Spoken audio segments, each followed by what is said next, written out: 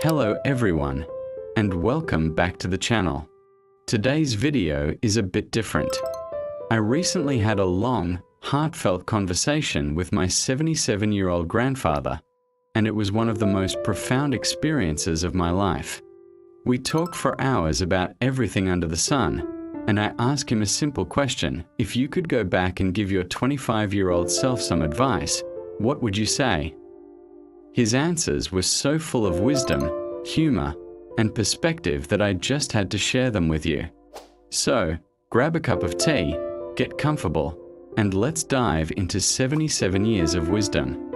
This is what I wish I knew at 25. The very first thing he said, and he said it with a real twinkle in his eye, was stop worrying so much about what other people think. At 25, we are often so consumed with our image, with getting approval from our peers, our boss, even strangers on the internet. We craft our lives to look good on the outside. But he told me, son, most people aren't thinking about you at all. They're too busy worrying about what you're thinking of them. It's a funny little paradox, isn't it? He said that freeing yourself from the opinions of others is the first step toward genuine freedom. The only person you have to live with 24/7 is yourself, so make sure you like the person you are, not the person you think others want you to be. Next, he talked about career and money, which is a huge focus for most of us in our 20s. His advice was surprisingly simple: find work you don't hate with people you like. He explained that the idea of a single, lifelong passion is a myth that puts way too much pressure on us. Not everyone will be an astronaut or a rock star. Most of life is about showing up and doing a good job. He said the key to a fulfilling career isn't necessarily the job title, but the daily environment. If you're working with people who respect you and you feel like you're contributing something, even in a small way, that's a huge win. And about money. Live below your means, but don't be afraid to spend it on experiences. He said he doesn't remember the fancy gadgets he bought, but he vividly remembers the trips he took, the concerts he went to, and the dinners he shared with loved ones. Those are the investments that truly pay dividends in memories. Then, he got a little more serious. He leaned in and said, "Take care of your body. It's the only one you've got." He wasn't talking about having a six-pack or running marathons. He was talking about the basics. Stretch every morning. Eat more vegetables. Drink more water. Get enough sleep. It sounds like stuff our parents nag us about, right? But coming from him, it hit differently. He explained that at 25, you feel invincible. You can pull all-nighters, live on pizza, and bounce back the next day. But he warned that all those little choices add up. They're like deposits in a bank. You're either depositing health or you're making withdrawals. And by the time you're his age, you really feel the effects of the choices you made 50 years ago.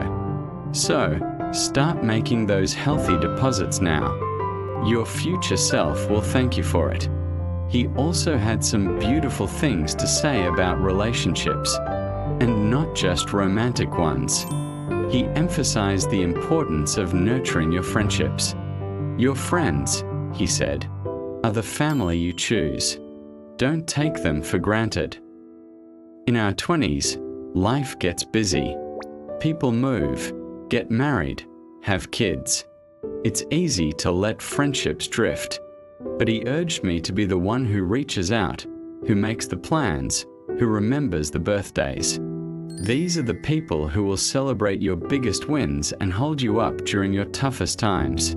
He said some of his deepest regrets were friendships he let fade away simply because he didn't put in the effort.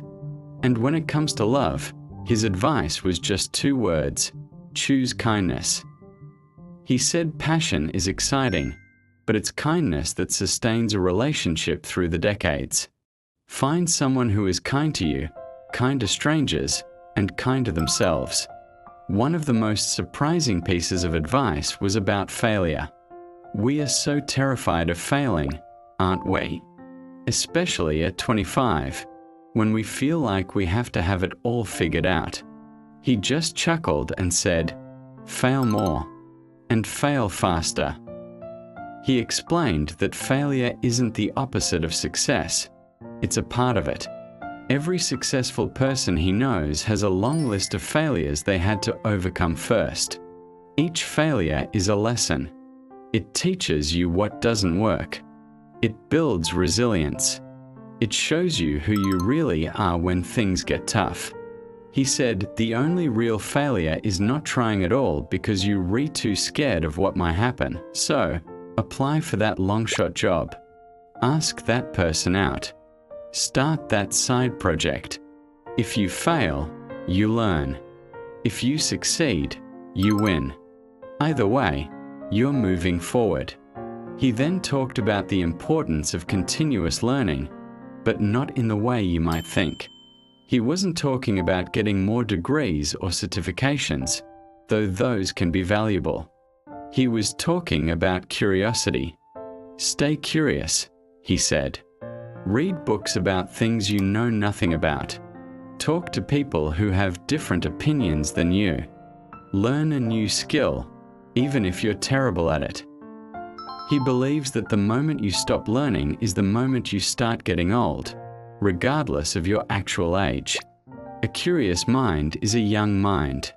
It keeps you engaged with the world, it makes you a more interesting person, and it prevents you from becoming stuck in your ways. He's 77 and is currently learning to play the ukulele from YouTube tutorials. If that's not life goals, I don't know what is. Another point that really stuck with me was about forgiveness. He said, learn to forgive. Mostly, yourself. We are often our own harshest critics. We replay our mistakes over and over in our minds, punishing ourselves for things that are long in the past. He told me a story about a business decision he made in his 30s that went wrong and cost him a lot of money. He carried the shame of that for years. He said that holding on to anger or regret is like drinking poison and expecting the other person to get sick. It only hurts you. Forgiving someone else is a gift you give yourself. And forgiving yourself for not being perfect, for making mistakes, is essential for your mental peace.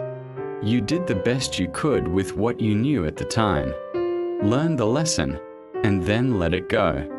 And finally, the most important piece of wisdom he shared, the one that tied everything else together, was to practice gratitude. He said, every single day, find something to be thankful for.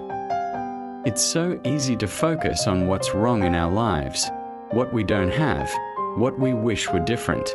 But he said that intentionally shifting your focus to gratitude, even for the smallest things, a warm cup of coffee, the sun on your face, a funny text from a friend, completely changes your perspective.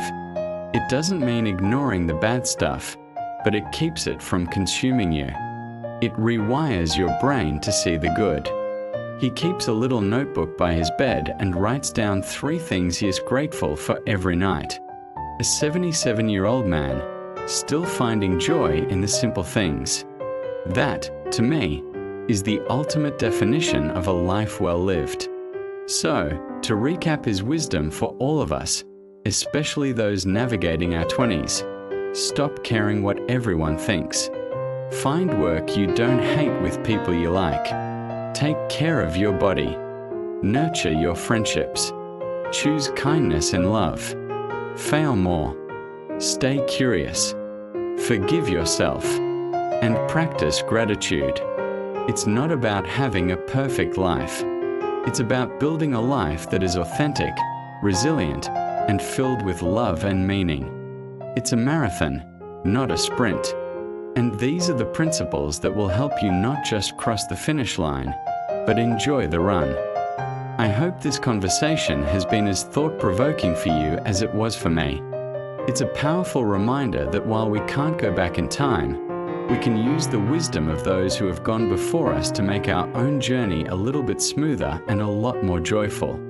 Let me know in the comments which piece of advice resonated with you the most, or if you have any wisdom you'd like to share. Thanks so much for watching, and if you enjoyed this video, please give it a thumbs up and consider subscribing for more content. See you in the next one.